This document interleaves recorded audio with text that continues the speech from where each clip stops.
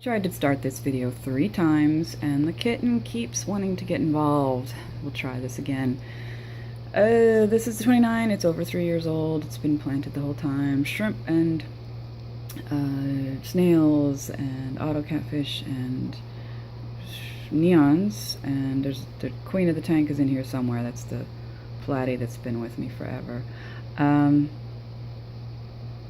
Yes, the neons are smaller than you last saw them. That's because these is a new batch of neons, because on February 3rd, this is now, what is this, the 27th of August, the heater in here died, shot the tank up to 90 degrees.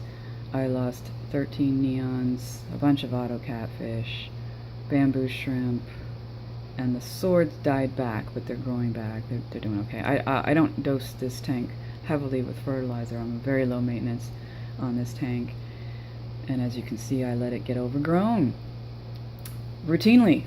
This is just my thing. Okay, I've replaced the neons. I haven't picked up more auto catfish. I may do that.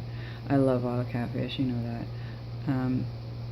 There's a filter feeding shrimp in here somewhere. I was looking.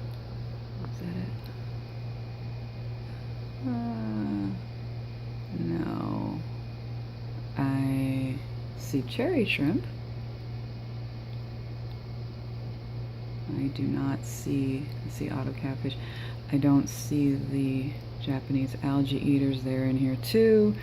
Yeah, so the sword died down, the Java moss died down, the lotus died down, and I lost a bunch of fish and shrimp.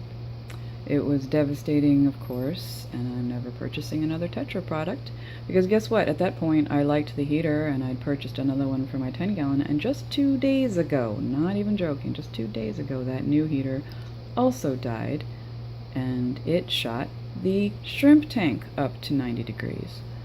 Now, their products suck. Let's just face it. I'm never buying a Tetra heater again, or any other Tetra product. They can kiss my ass. So the shrimp are okay, by the way.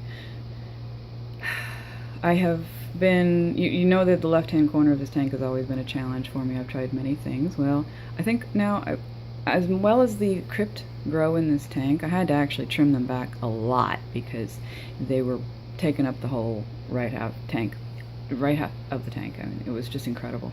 So I'm going to put them on the left side of the tank. What the hell? I've tried many things and many failures in that left-hand corner. I'm never really happy with the left side. But I think now the crypt is where I want to be. I think they would be beautiful over there.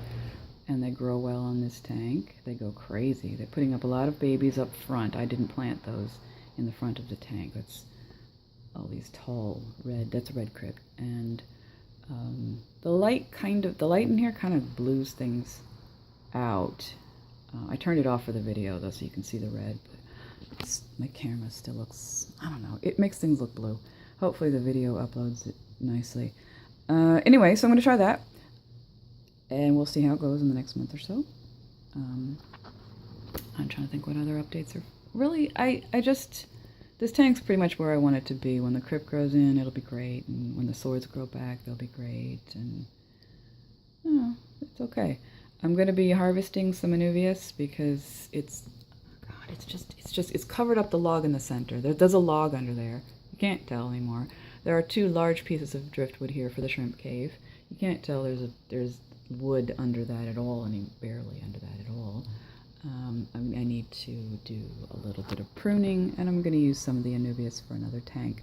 I do that. This tank just grows anubias like crazy, and I'm always propagating it for the other tanks and just kind of, mixing and matching. I'm going to stop the video now, do some gardening, and then I will start the video so you can see what I did. I don't know. Basically, I'm going to trim the crypt, trim the hygrophila, try to control the anubias a little bit before it takes over the world. I'll probably set up a little algae eating station. I'm very happy with the dwarf sag. And the microswords are cute, but they're always competing with the other plants, so I don't think this was a good tank to put them in. But the sag, oh, I love the sag. It's really cool. I'm enjoying that. about time to replace the bulbs.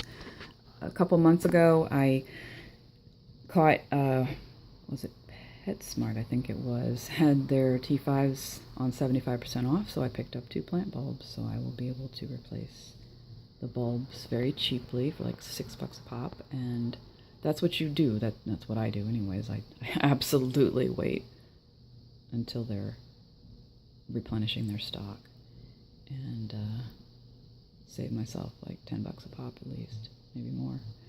75% off. All right, stopping, and we will start it up in a little bit. Okay, we're back. Yeah, the water's cloudy. I just stirred up a bunch of silt, and the kitten is looking. No, Ripley. She never goes up there, and of course she goes up there for the first time while I'm doing a video. Ripley, come on. Yeah, alright. Well, anyway, there's silt in the water. Yeah. You can see what I did. I think I moved, you can't really see, I put some red crypt in the back. All that crypt that was up front is now in that corner. When it grows out, it'll be nice and tall. You can see the log a lot better now. I pulled out several pieces of Anubias, Java fern, and Java moss. I tell you what, and some sag. I tell you what, if you ever do Eco Complete or fluoride in the planted tank, don't do micro swords. They're such a pain to plant that stuff. It really is a real pain. I brutalized that sword stuff down. Oh, I took out one of the moss balls. Brutalized that stuff, try to replant it. Trim some roots, trim the hydro, took a couple leaves off the sword, and there you go. We're a little tamer now, so when it grows in, it'll grow in where I want it to. And guess who came out? One of my older Nerite snails. There's another one down there. So enjoy. Ripley, come.